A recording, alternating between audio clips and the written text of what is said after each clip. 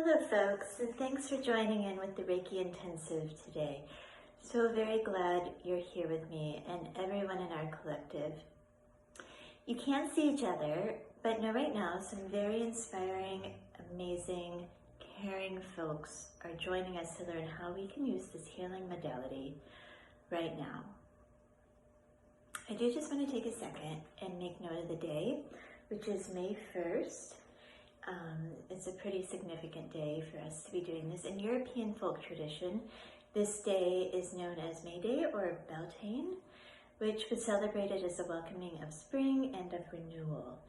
So it's super appropriate that we're learning this very useful technique on May Day.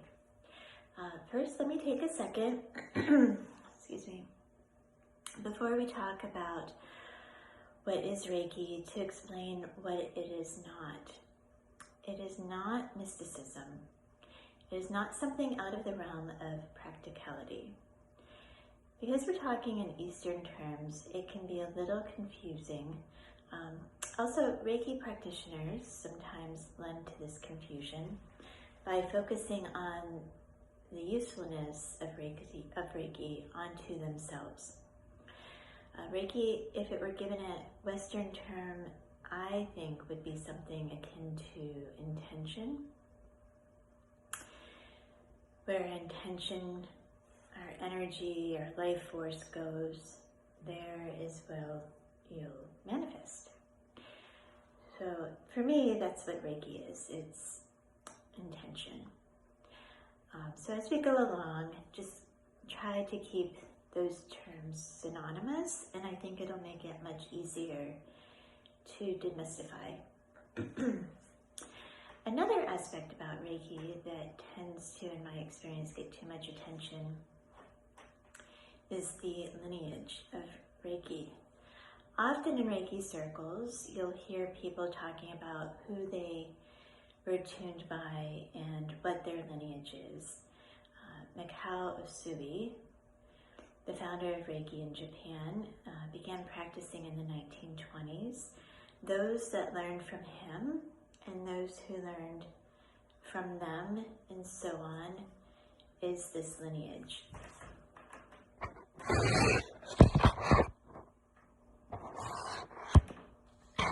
Sorry, camera's doing some funny things.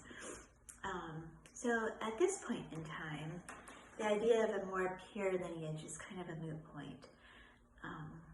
And not really helpful given the philosophy of Reiki. For my personal journey with Reiki, I can attest that I've studied with amazing practitioners with more and less significant lineage. My Reiki 1 was about 25 years ago. There's Reiki 1, 2, 3, the third one being the master level. So my Reiki 1 was about 25 years ago with William Lee Rand, who is perhaps the most acclaimed Reiki master there is. He lives in a suburb of Detroit, Michigan, where he has the International Reiki Institute. My Reiki 2 was from a vibrant group of healers, dear friends in New York City, where they were all extremely well-versed in healing arts and worked with me at the Aveda flagship on 69th in Columbus. My Reiki Master Attunement was from a similar group in San Francisco. So in your handout, I've attached as a PDF on the website, there's a section on what is Reiki and how to perform Reiki. Definitely read that over for a more detailed explanation.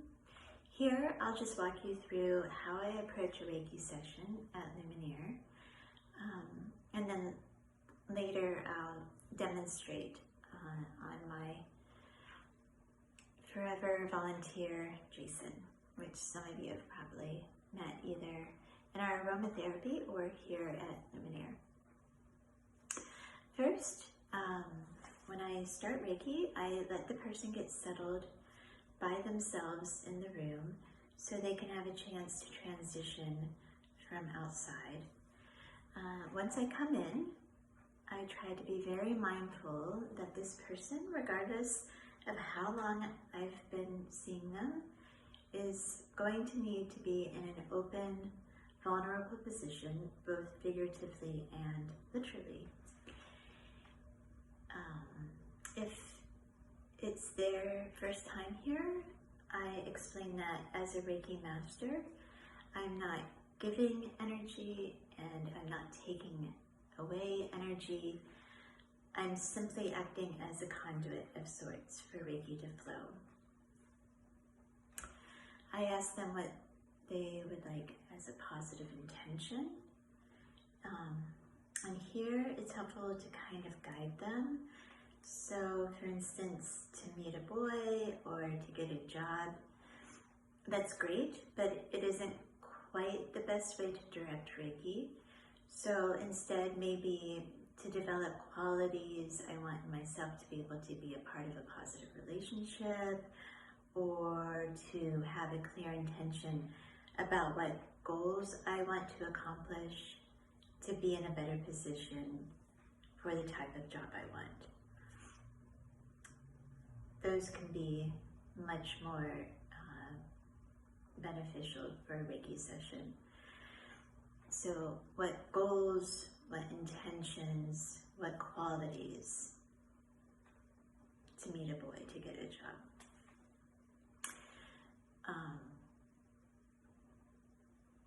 If a person doesn't know, it's fine to say, let's just have a wellness session.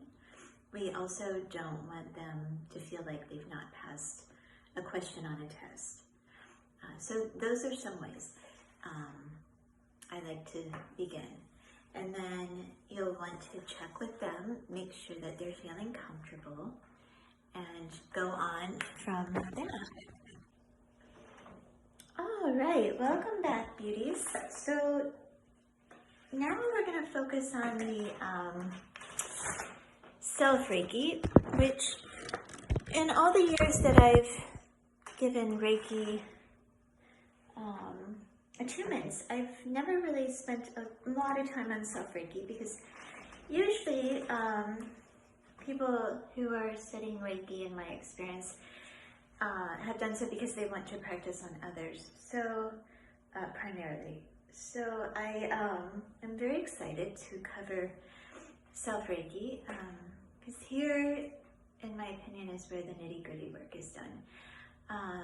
And really my inspiration for wanting to host this today. The aha moment for me with Reiki actually came one day when I was in aesthetic school, and I was dealing with a couple mean girls in my class. Imagine that, mean girl beauticians, and feeling really uncomfortable about it. So yeah, I think the issue was that I never missed a point on one of my quizzes. This was a definite source of contention, apparently. Anyway, after a particularly difficult week, that weekend I decided to get out my yoga mat, and I looked through my balancing chakra cards here that I had just purchased, and decided to do some self-Reiki, and focusing on each of the chakras and its corresponding emotions that it governs. I sat with each chakra until I felt it was healed. And after having done this with Reiki, in my chakra balancing, I instantly felt something shift in me. And the following week, the mean girls and everyone, including the instructors, could tell as well that I had, in a way, become emotionally bulletproof. And by the end of the week, those mean girls were my new besties. And the head instructor divulged to me in secret that she wanted to know my trick because she had so much trouble herself with the same situation. So it was a sense of calm and that sense of healing that proved to me Reiki is real and it's certainly helpful. Was it magic? No. It was sitting with each area of the body, which holds onto our emotional energy, and figuring out what is going on. What is it holding? What does it need? So today I'm super excited to join with you to do a self-Reiki session, and we'll use the same chakra balancing deck. I actually looked into purchasing a deck for each of you, but it is long out of print now, and they go for quite a lot of money. So I'm going to see if I can maybe just photocopy some things I might want you to have and include it in your little swag bag. So we'll use the same chakra balancing deck I used that day that I came to love Reiki so much. All right, so we will start with the root chakra, and this is one difference I should point out between Reiki and Japanese Reiki and Indian chakra balancing. They're two completely different things, but they do the exact same thing, if that makes sense. So Reiki is Japanese, Reiki, life force energy. Chakra means wheel, and it is Sanskrit, coming from the 5,000-year-old Ayurvedic tradition in India. There's also, Zulus have a tradition, the Native Americans have a tradition that are all the exact same thing. So with chakra balancing, one of the main differences from Reiki, and you'll see this in your handout that I gave you, the PDF, Reiki starts with the head and works down, and then chakra balancing starts with the root chakra and works up. It's totally fine, it doesn't make a difference which way you want to do it. I prefer the chakra balancing when doing self-Reiki, and the Reiki hand positions when doing Reiki on somebody else. Alrighty, welcome back, and let's go ahead and get started with our self-Reiki. So just like when I work with somebody, I like to have a clear intention with self-Reiki. So what we will do is take a moment and go ahead and think about what you want your intention to be. For me, I know many of you have heard me complaining quite a bit about having to wear this mask for long periods throughout the day. And so my intention today is to find peace with my mask, which I refer to as evil. So I am going to work with the intention of finding peace with my mask. My main inspiration, as I said, was for us to get over our collective COVID post-traumatic stress. So it can be anything, that you want to focus on. But I just know that many of us have really struggled over this last year, and we're gonna take a while for healing. And I hope this is something that you can include in your process, in your journey with that. So I know I have other issues with COVID over the last year that need healing. One is I really pray for our city and the challenges it has coming up. And another is my concern that the healing process is going to take much longer than I have patience for. So, you know, these are all issues because it was a real sidewinder last year. I have a plan B for everything, and this one totally knocked me sideways. So lots of healing for me, as I'm sure all of us. So let's do it. Let's get productive, and I'm going to try to stop complaining now about my mask. Why does that make me laugh? Okay, so we'll go ahead. We'll start with the chakra that is at the base, the root chakra. So this is the root chakra symbol. It is Muladhara.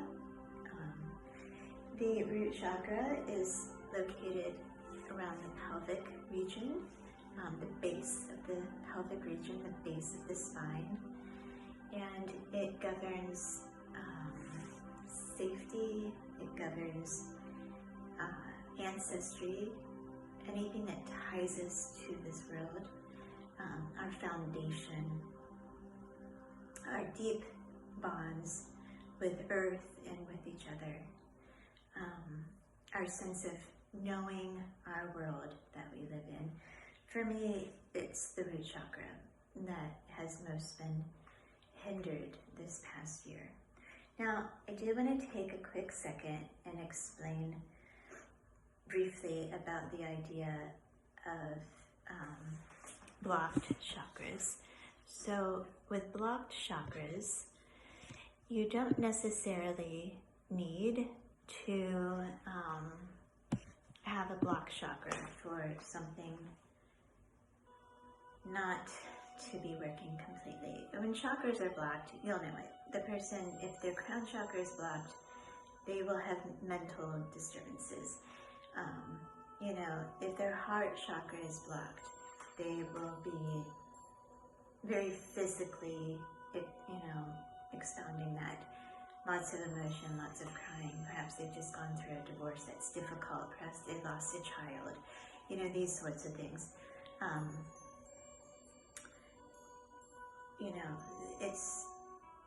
It's not something that is very common on a day-to-day to have a blocked chakra. So, sometimes they can just get a little sluggish. I like to think of it. It's a wheel, right? The chakra is a wheel. And again, going back to the practicality of it, right? The intention is real. So, for instance, if you are feeling anxious, you've got a project coming up, it's not where you'd like it, you're feeling angst right here in the solar plexus chakra. It's a feeling, an actual physical feeling. If anybody has gone through a breakup, a heartache, it is a physical, you can feel your heart aching. If you're having way too much mental stimulation because of something that you're trying to gain knowledge on, it's your third eye, you will develop tension, headaches, what have you. You'll feel it in there. Okay, so these are sorts of things that are the practical side of it, right? And with the root chakra, if you felt like I did last year, you felt like the rug was pulled out from underneath you very quickly. That's our base, our foundation being affected. It was a feeling, a tangible feeling. So right now, just go ahead and take a moment to get comfortable. And we'll go ahead, just close your eyes. And usually with Reiki, it's helpful to keep everything uncrossed. So we'll uncross our knees and uncross our hands. Uncross your feet. And just focus on the root chakra. With your hands, you can go ahead and warm them up a bit. And this is an exercise that's really easy to do. If you just rub your hands together for a moment and then pull them apart. after a short amount of time, you'll start to feel that tension between. It's very subtle, but that's what Reiki is. It's very subtle. So we'll go ahead, and you can go ahead and just put your hands on the base of your spine, or just rest on your lap near the base of the pelvic region. Whatever feels most comfortable. And take a moment, close your eyes, listen to what you're hearing. And the beautiful thing about Reiki is that it doesn't matter if you're feeling out of it that day or if you're feeling very in tune. Reiki works anyway. That's the beauty of it. You're not giving energy and you're not taking energy away. You're acting as a conduit to the life force energy that surrounds us, that guides us, that encompasses us.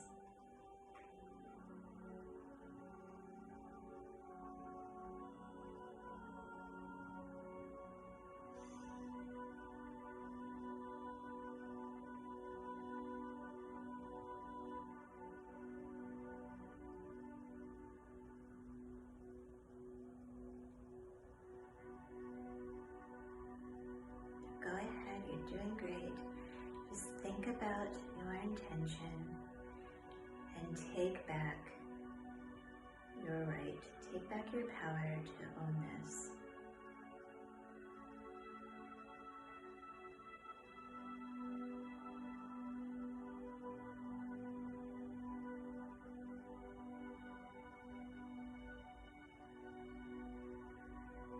This is just you and you right now.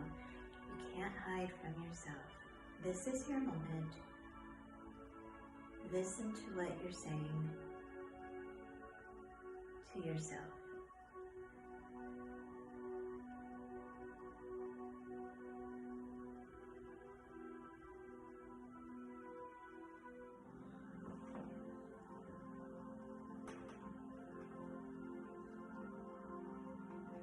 Moving on to the sacral chakra, Shavasana. This is right above the base. It's the reproductive area. It's that area between the belly button and the bottom of the pelvic area. So this abdominal area here. The sacral chakra is our creativity area. So both reproductive creativity, but anything that we create, any creation whatsoever, the sacral chakra. So go ahead, sit comfortably, take a few deep breaths.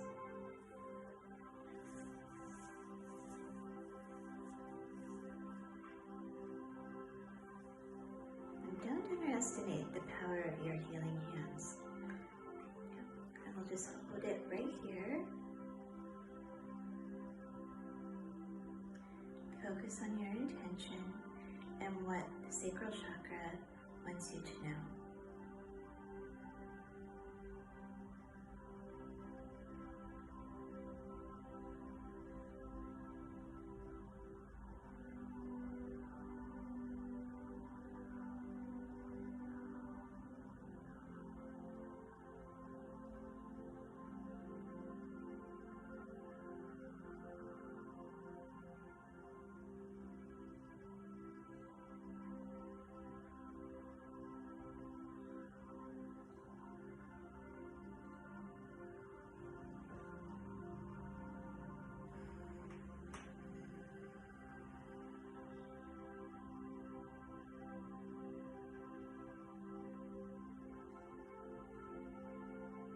What does your creativity want you to know about the intention you're seeking?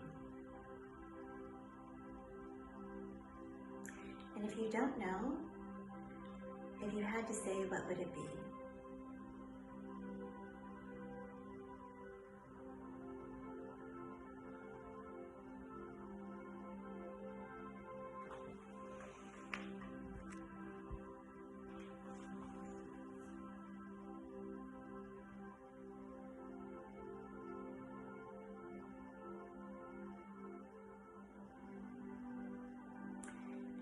for instance, if my intention is to be okay with having to wear this mask until they tell me to not wear it, I would say that's very stifling of my creativity.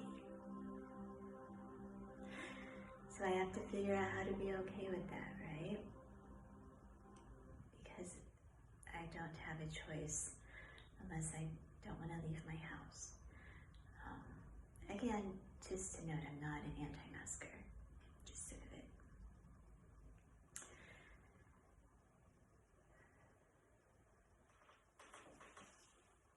Moving right along to the navel solar plexus chakra. This is actually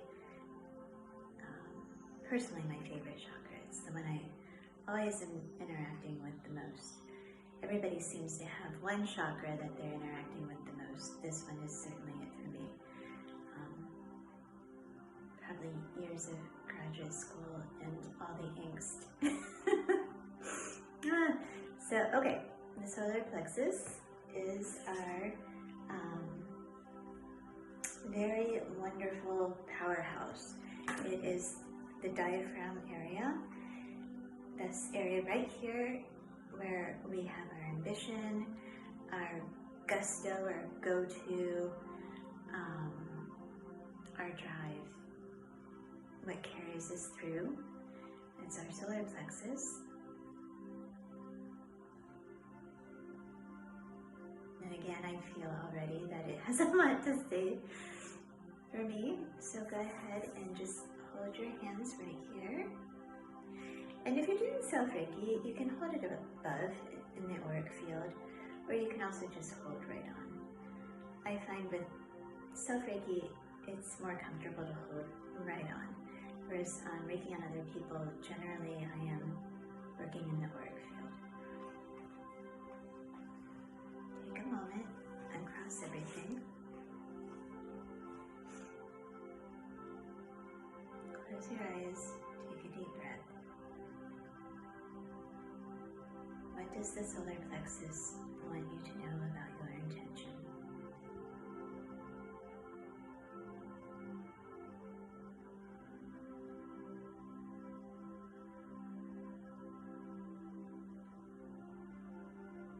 What does your ambition, what does your drive want you to know about your intention?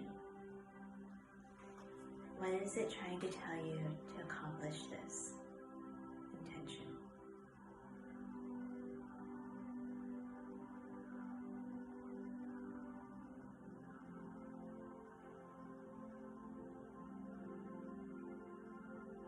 And you might feel release in these areas. Like right now, I just felt a huge release in the solar plexus region. So that angst I've been holding on with all of this mask wearing is starting to give. It's very good. So you might feel that in one of your chakras.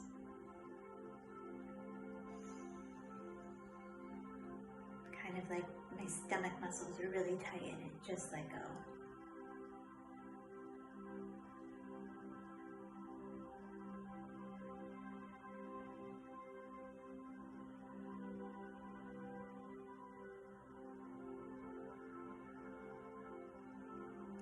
Moving on to the heart chakra, Anahata, the heart chakra. This is our love center, compassion, kindness. It can be self-love, love for others, forgiveness. I really need to focus on this sometime with this heavy foot. Anyway. So, Anahata, the heart chakra, go ahead and just hold our heart area. Take a deep breath. Close your eyes and relax. What does the heart chakra, what does the love